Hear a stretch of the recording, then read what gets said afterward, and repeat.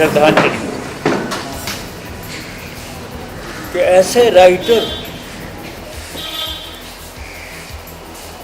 क्या कहने। तो ये सब्जेक्ट बाज़ार हुस्न one of the Shahkar subject है उनका। ये हमारे उर्दू हिंदी पूरे साहित्य में ये इसको माना गया है, ये शाहकार सब्जेक्ट है। और मैं मुबारकबाद देता हूँ पूरे यूनिट को। मुंशी प्रेमचंद जी का हक अदा किया इन्होंने। अजय मेहरा साहब ने बहुत अजय मेहरा साहब कैप्टन ऑफ द शिप है हमारे। मन घड़त कहानी नहीं है, मन घड़त कोई वाक़या नहीं है। जो लिखा हुआ है वो उन्होंने उस पे ऊपर सेलुलाइट के ऊपर उतार दिया है एज इट इज। और वन ऑफ दी मेरी ये फेवरेट फिल्म है कि ये हम खुशनसीबी है हमारी कि हम इस यूनिट के यकीनन हमें चुना हमारे अजय मेहरा साहब ने, आप सब ने जो चुना कि इसका हम हक अदा कर सके। और हमने हक अदा किया है। आप सुनेंगे सब नगमे जो हमने किया। अहमद वसी साहब के बहुत बड़ा योगदान है नगमात में लिखने का। और माया गोविंद जी उन्होंने गाने लिखे हैं। और फिर लोकगीत है इसमें, राज शर्मा साहब उन्होंने किए हैं। बहरहाल तो ये मैं सबके ब्याह पर जो मुझे अल्फाज कहने थे वो छोटे अल्फाज में करके आपको मैंने बता ही दिया है कि इसकी नौयत कितनी बड़ी है हमारे लिए, इवन पूरे हिंदुस्तान के लिए है। ये हमारे ये पूरा हिंदुस्तान और के लोग जो है मुंशी प्रेमचंद जी को बहुत पसंद करते हैं। और बहुत बड़े कहानीकार, ऐसी कहानी और ट्रू कहानी उनकी जो राइटिंग थी और बड़ी सादगी उसमें थी। और लेकिन उसमें गहराई, डीप, क्या उन्होंने कह दिया, क्या लिख दिया, क्या कहने। सो वंस अगेन उनको श्रद्धांजलि और खराजे अकीदत देता हूँ मैं। और पूरे यूनिट की तरफ से अपना जो मैंने शब्द कहने थे मैंने कहे हैं। अपने आप मिश्रा जी हैं और अजय मेहरा साहब है, क्योंकि इनको इतनी स्टडी है बनारस की गलियों की, मोहल्लों की, घाट्स की, बहुत ज़्यादा स्टडी है इन्होंने पूरा वो सारा। और इतनी अच्छी पिक्चर आप खुद देखेंगे जब पिक्चर आप बहुत पसंद करेंगे कि इतनी अच्छी फिल्म बन सकती है। या आप जो कुछ अल्फाज कहें अजय जी, आप कुछ जो कह दिया है और मिश्रा जी कुछ कहे नहीं। प्रेमचंद जी के बारे में बताया, मैं उसके आगे कुछ मेरे पास बहुत ज़्यादा कहने के लिए कुछ है नहीं ऐसा। लेकिन यह है कि मैंने अपना करियर प्रेमचंद जी के नावल कर्म भूमि से स्टार्ट किया था। और मुझे अभी भी याद है, मैं तब मेरी कुछ 28-30 साल की उम्र होगी।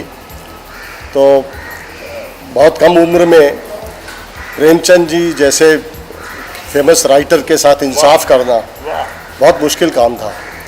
और मैंने अपने ट्विटर में भी कल ये बात लिखी है कि मैं प्रेमचंद जी को शेक्सपियर से कम नहीं मानता।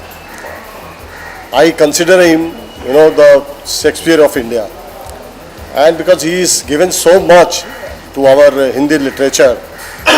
और उसमें उन्होंने जो भी अपनी कहानियाँ कही हैं वो सब समाज की प्रॉब्लम को लेके उन्होंने उस ज़माने में कहानियाँ लिखी हैं। और वो चाहे उनकी शॉर्ट स्टोरी हो, चाहे वो उनका गोदान हो, चाहे कर्म भूमि हो, चाहे उनका सेवा सदन हो। सेवा सदन दरअसल यही फिल्म है, इसका हिंदी रूपांतर सेवा सदन है।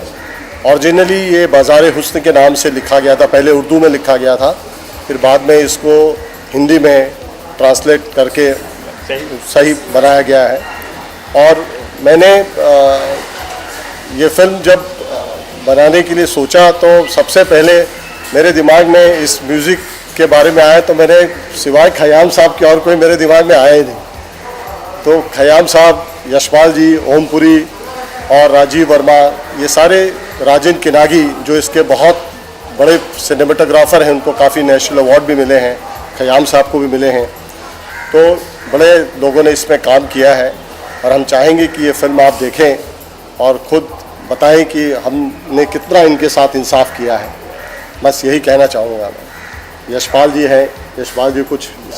जब प्रेमचंद पढ़ता था स्कूल कॉलेज में या खयाम साहब के कुछ फिल्में देखता था, तो मैंने कभी सपने में भी नहीं सोचा था कि प्रेमचंद की कृति मैं कर पाऊंगा स्क्रीन के ऊपर और ऐसे दिग्गजों के साथ ऐसे बैठा हूँगा या इनके मतलब काम साथ में कर पाऊंगा। मैंने कभी सपने में भी नहीं सोचा था रियली में, क्योंकि स्टार या उनसे बड़े या जितने जो जान या जिसको बोलते हैं आत्मा फिल्मों की जो होते हैं, यही लोग होते हैं। हम बेशक हम कॉलेज के लड़कों की तरह सीटियां मारने वाले बेशक फ़ैन ना हों, लेकिन बिल्कुल दिल की गहराइयों में उतरने वाले फ़ैन इनके हमेशा आज भी मिलेंगे और हर जगह मिलेंगे। तो मैं बस यही है कि एक ऐसा किरदार है इसमें, क्योंकि प्रेमचंद के तो हर कहानी में या नाटकों में या इसमें नॉवल में ऐसे डिटेलिंग में किरदार लिखे होते हैं कि उसमें बहुत ज़्यादा आपको रिसर्च करने की ज़रूरत नहीं है, क्योंकि इतना क्लियरली इसने इतना इलेबोरेट किया होता है हर करेक्टर। और तो ये भी एक करेक्टर है, थोड़ा सा नेगेटिव शेड है इसका भी। जितने भी प्रॉब्लम्स फिल्म में आप देखेंगे या टेंशन होंगी, अभी पता नहीं मुझे, अभी देखते हैं, बहुत दिन हो गए देखे हुए। तो हाँ, गजाधर ये तो नस नस तो क्या इनको बनारस ये बाजार हुस्न है। अभी मैं बाजार हुस्न के बाद कई चीज़ें कर लिया हूँ, इसलिए भूल गया हूँ।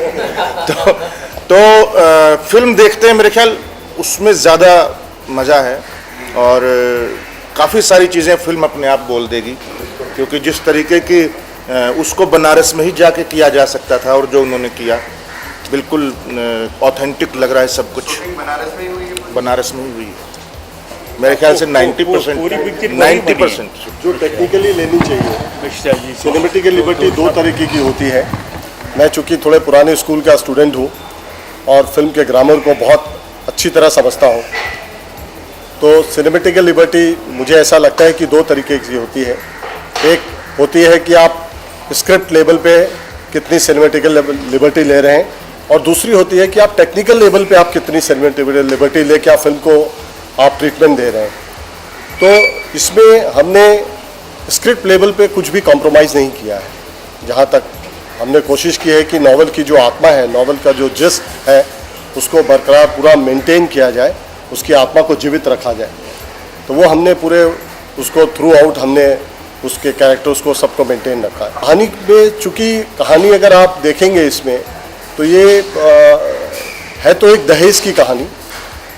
एक दहेज की प्रॉब्लम हमारी देश में शुरू से रही है, सालों से रही है, और किस तरीके से एक फैमिली दहेज की वजह से, एक पुलिस दरोगा किस तरीके से दहेज की वजह से उसका पूरा परिवार गिर जाता है, एक परिवार की खुशियाँ बिखर जाती है, और उसी परिवार की एक बेटी जो किसी तरह सरकमस्टांसेस से बाई जी के कोठे पे पहुंच जाती है, और वहाँ पे हमारे यशपाल शर्मा जो हैं वो उसके हस्बैंड होते हैं।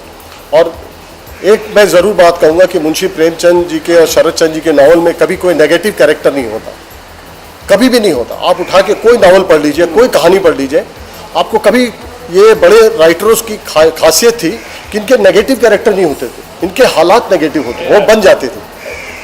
तो हाँ, वो शेड आ जाता था, लेकिन इनकी कोई ऐसा नहीं था कि जैसे आज हम फिल्मों में दिखाते हैं कि कुछ भी नेगेटिव हो गया, बिना वजह के कुछ आपने उसको क्रिएट कर दिया। तो इनकी जो सरकमस्टांसेस थे वो बहुत स्ट्रांग होते थे, क्योंकि आदमी के हालात ही ख़राब होते हैं, इंसान ख़राब नहीं होता, उसके हालात उसको वैसे बना देते हैं। नहीं, संवाद में इसमें मोस्टली मीर मुनीर साहब ने जो संवाद लिखे हैं, और धनंजय हैं, इन्होंने स्क्रीन प्ले लिखा है इसका, और इन दोनों ने, हाँ, तो बिल्कुल इनको उपन्यास दे दिया गया था, और ये कह दिया गया था कि इसमें जो डायलॉग हैं प्रेमचंद जी के, वो कोशिश कीजिएगा कि रहें, वो डायलॉग बदले नहीं जाए। तो कई जगह पे अगर डायलॉग कोई बदल भी देता था तो मैं सेट पे वापस उसको वापस रीराइट कर देता था, क्योंकि मुझे वो याद थे डायलॉग काफ़ी उनके। देखिए, मैंने जैसा कहा कि आपको मैं पहले कर्म भूमि बना चुका हूँ। कर्म भूमि में मुंशी प्रेमचंद के बाद उपन्यास में अगर आप देखें तो कर्म भूमि हो गया, सेवा सदन हो गया, बाज़ार हुस्न जो सेम सब्जेक्ट है, इसके बाद गोदान हो गए। कुछ सब्जेक्ट ऐसे हैं जो आज से रिलेट करते हैं, जो आज कंटेम्प्रेरी प्रॉब्लम से रिलेट करते हैं। तो कोई भी सब्जेक्ट जब आप पुराना उठाते हैं, 40 साल 50 साल पुराना, कोई शेक्सपियर के ऊपर फिल्म बनाता है, कोई दूसरे नॉवल पे देवदास बनी फिल्म बनी, तो वो भी आज से 50 साल पुराना सब्जेक्ट है। लेकिन आपने उसको कंटेम्प्रेरी कैसे उसको आपने ट्रीटमेंट देके उसको रिलेट करवाया आज के लोगों के साथ, वो हमने इसमें कोशिश की है थोड़ी बहुत। जैसे मैंने पहले अर्ज किया कि मुझे पढ़ने का भी शौक़ है, पढ़ता रहता हूँ बड़े बड़े। तो मुंशी प्रेमचंद जी का जब इन्होंने नाम लिया, कि मैंने पढ़ी हुई थी उनकी सारी किताबें, और इतना अच्छा लगा कि मुझे ये असाइनमेंट कहें क्या करें, ये खिदमत कहें क्या, मुझे जो मिला, मुझे इतना अच्छा लगा मुंशी प्रेमचंद जी का, क्योंकि उनका मैं बहुत फ़ैन हूँ।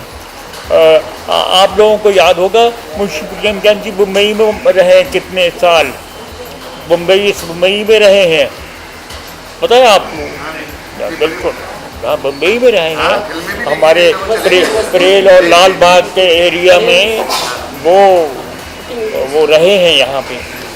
यहाँ पे दिखते भी थे वो, कुछ पता नहीं क्यों उस इलाके में रहते थे, और उनकी तबीयत नासाज हो गई थी। वो कुछ वो मिलों का वो जो 32 से लेकर 34 तक वो यहाँ थे, क्या 36 में उनकी डेथ हुई थी। तो ये मतलब उनकी राइटिंग इतनी रियल होती थी कि कोई भी जिसकी समझ में आ जाए ना मुंशी प्रेमचंद, वो कहेगा उनसे बड़ा राइटर कोई है ही नहीं, और है भी नहीं, ये भी बताऊं। अपनी नौयत के बहुत बड़े राइटर, और हमें इंशाल्लाह आप देखेंगे ये पिक्चर, आपको आप देखेंगे ना, बांध लेगी बिल्कुल अपने आप में ना। बहुत हमारे ये तो जान है इस पिक्चर की, ये, और सब के सब किरदार अपनी जगह, लेकिन इनका सेंट्रल कैरेक्टर है इनका यशपाल जी का। बीमार हूँ, लेकिन मैं मुंशी जी नहीं कहना चाहिए, मुंशी प्रेमचंद जी को खराज अकीदत देना था। मैं बिल्कुल भाग कर आया कि मैं ज़रूर इसमें जाऊंगा, और मैं कुछ अल्फाज उनकी शान कुछ कह पाऊंगा, और ज़रूर वो जो इसमें जो नज़्म है, हाँ, वो आप कोई गुनगुना सकते हैं या कुछ ऐसा वो बोल सकते हैं? देखिए, इस कंडीशन में मैं नहीं हूँ कि मैं भी कुछ गुनगुना सकूँ बेटा, क्योंकि मेरी बीमारी की मजबूरी है। और फिर आप लोग कहेंगे, मतलब आउट ऑफ 100 ना मुझे 0 देंगे नंबर, कि ये ख़याम साहब को क्या हो गया, ये क्या सुना रहे हैं। तो इसलिए मेरा वो आप वो तो फिल्म देख ही रहे हैं, फिल्म देखेंगे आप, वो जो कुछ इसका ऑडियो वगैरह कुछ जो भी होते हैं वो सुनेंगे, तो इंशाल्लाह आप कभी नहीं पाएंगे कोई कमी हमारे डिपार्टमेंट में, और साथ सभी डिपार्टमेंट में। वो तो है ही, मैंने पहले उनका तो पदवी है कैप्टन ऑफ द शिप, वो तो है ही, लेकिन और इन्होंने भी हक अदा किया है। अब पूरे, मैं तो पहले ही बोल चुका हूँ कि पूरी यूनिट ने हक अदा किया है, और नौजवान ये हमारे हीरो हैं, बहुत अच्छा काम किया है इन्होंने, और सारा, और हमारे और कौन कौन से आर्टिस्ट हैं जी, वो राजीव जी हैं, हाँ। वीरेंद्र सक्सेना हैं, या बिल्कुल ओमपुरी हैं, या जी, या रेशमी घोष हैं जो मेन या लड़की हैं। क्या और ये हमारे मिश्रा जी तो कुछ ये इधर दीजिए ना। कॉपीराइट एक्ट के हिसाब से 50 साल के बाद, राइटर की डेथ के बाद, वो फिर नेशन को चले जाते हैं। तो जो कलाकार आपने चुने हैं जी ये बहुत बिफिटिंग रोल है। और आजकल लोग साहित्य के ऊपर पिक्चरें कहाँ बहुत कम बन रही हैं, तो आई फील प्राइड कि हम लोगों ने ऐसा एक्सपेरिमेंट किया है और उसको बना रहे हैं। साहित्य में जो बड़े राइटर्स हैं उनके ऊपर फिल्में अभी बनना कम हो गई हैं, लेकिन ऐसी फिल्मों की भी अब इस फिल्म को आप देख के आप पाकीज़ा और उमराव जान की टक्कर में पाएंगे। गवर्नमेंट टैक्स फ्री के लिए उस समय जया जी थी वहाँ पर, उन्होंने किया भी था, जया बच्चन जी सब्सिडी ग्रांट किया था, लेकिन अभी हम लोगों ने अवेल किया नहीं है बिकॉज वो हाँ फिर उन्होंने स्क्रैप कर दिया। लेकिन अभी ये अखिलेश यादव जो मुख्यमंत्री हैं उन्होंने इस फिल्म को देखने के लिए अपनी इच्छा जाहिर की है। नहीं, हम लोगों ने इंटरटेनमेंट टैक्स माफ़ करने के लिए अप्लाई किया है, वो फिल्म देखने वाले हैं। और ये प्राइम मिनिस्टर को भी भेजी गई है फिल्म पीएम हाउस में दिखाने के लिए, बिकॉज उनकी कॉन्स्टिट्यूंसी को बिलोंग करती है, तो वहाँ के उनका इंटरेस्ट रहता है। हाँ, मोदी जी की कॉन्स्टिट्यूंसी है ना उसमें। मैं अपनी खुशनसीबी कहूँगा और साथ साथ में एक ख़ास बात हूँ कि शायरी और मेरे शायर, ये उनका कलाम जो मुझे मिला, ये ख़याम ख़याम ख़याम हो गई, ये उनका कलाम है।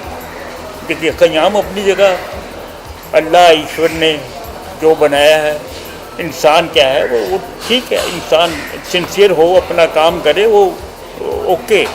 लेकिन इतना नाम हो जाना और उस नाम में अगेन मैं वो जुबड़ा कहूँगा कि मेरे शायरों का बहुत बड़ा हाथ है। इंशाल्लाह देखेंगे, आप सुनेंगे इनका कलाम, माया गोविंद जी का नगमा भी एक इसमें इस फिल्म में है, बहुत अच्छा लिखा उन्होंने।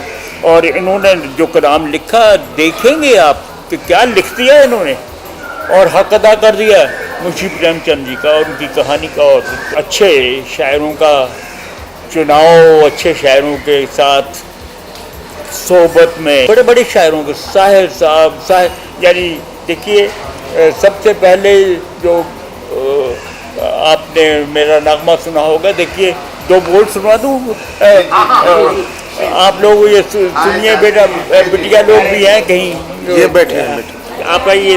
हमारी पहली गज़ल जो सुपर डुपर हिट हुई, ये 48 में रिकॉर्ड हुई, 48 और 49-50 में रेज ऑफ द नेशन बनी गज़ल। उस वक्त क्या माहौल था आप लोगों को मालूम है। गज़ल आप उसके बोल सुनिए, अकेले में वो घबराते तो होंगे, अकेले में वो घबराते तो होंगे, मिटा के मुझको पछताते तो होंगे।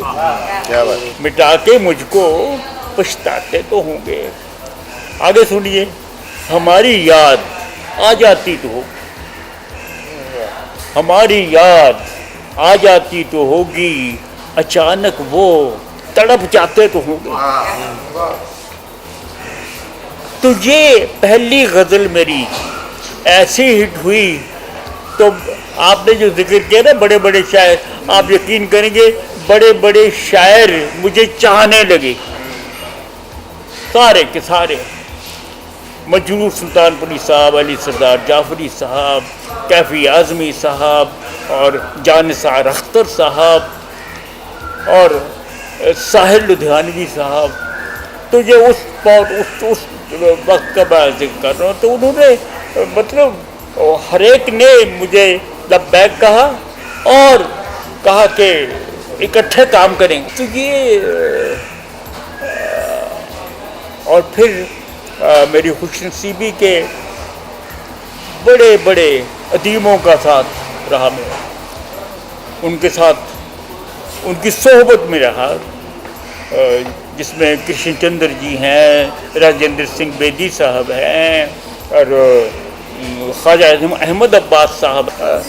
तो ये चंद नाम ले रहा हूँ, और बड़े बड़े और भी साहिबान जिनकी सोहबत में बैठा, और उनसे हमने क्या क्या सीख लिया, क्या क्या पा लिया। तो ये क्वालिटी है ना, तो यूं ही नहीं होती, ये सोहबत में होती है। सोहबत में कोई किन लोगों की सोहबत में हम बैठे हैं और कहाँ कहाँ क्या क्या काम कर दिया, और उस काम का इतने बुलंद दर्जा काम का सुपर डुपर हिट होना विदाउट एनी एड। आज तो देखिए, आपसे तो आप ज़्यादा जानते हैं किस तरह किस चीज़ को हिट बनाया जाता है, हिट बना कर दिया जाता है। वो सारा वो कुछ नहीं था, ज़ीरो एकदम। जो एक नॉर्मल सी पब्लिसिटी होती है, पोस्टर बन गए, वो बन गए, वो बन गए, कुछ भी नहीं। तो ये बुलंद पाया काम का, बुलंद पाया शायरी का, और इतनी बुलंद पाया मौसीकी का। मैं ये कहूँगा, ये सिर्फ शायरी बुलंद पाया नहीं है, उसमें मौसीकी संगीत वो उतना ही बुलंद पाया, वो कम नहीं है। वो दोनों मिलकर इतना वो एक जैसे होता है ना, लोगों को कहना है कि एक जादू क्रिएट होता है, जादू क्रिएट होता है, एक नशा क्रिएट होता है, यानी ये आलम रहता है।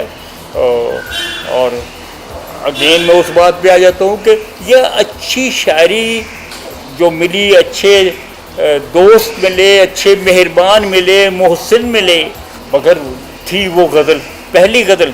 अब वेरी यंग एज में मैंने कंपोज किया, तो ये उनकी पिक्चर का, उसमें मुमताज़ शांति, उसमें अल्लासर साहब बड़े खूबरू हीरो थे, और वीना जी, आपने नाम सुना, वीना जी बड़ी न औरत, तो वो उनकी जोड़ी बड़ी, तो उन पर ही फिल्माया गया। थोड़ी सी हिस्ट्री बता दूं कि ये किस तरह बनाया मैं। बहुत ही सिंपल ट्यून, ऐसे एक तो प्रोफेशनल जो लिख लिया या सीख रहे हैं, तो वो किस तरह गाएंगे, और जो सीखा है उन्होंने प्रोफेशन नहीं है, वो कैसे गाएंगे इसमें। तो एक स्टूडेंट जो है फाइन की मोहब्बत की कहानी है, और वो किस तरह शायराना अंदाज दिया मैंने। ये धुन जो है ना, शायरा है, ये मतलब धुन है बिल्कुल, बहुत ही उसमें साधु, पूरे हिंदुस्तान को पसंद आई। इस गाने को उस वक्त कहा ये गाना, ये वही गाना है, और आपके वो मौसार है, और वली साहब का कलाम था। सो ये मैं नहीं गया, और लेकिन मैं बातें जो लिंक होती हैं मैंने बता दिया। मुझे मालूम है आप इतना ना कोई आएगा, लेकिन फिर भी आप लोगों के नॉलेज में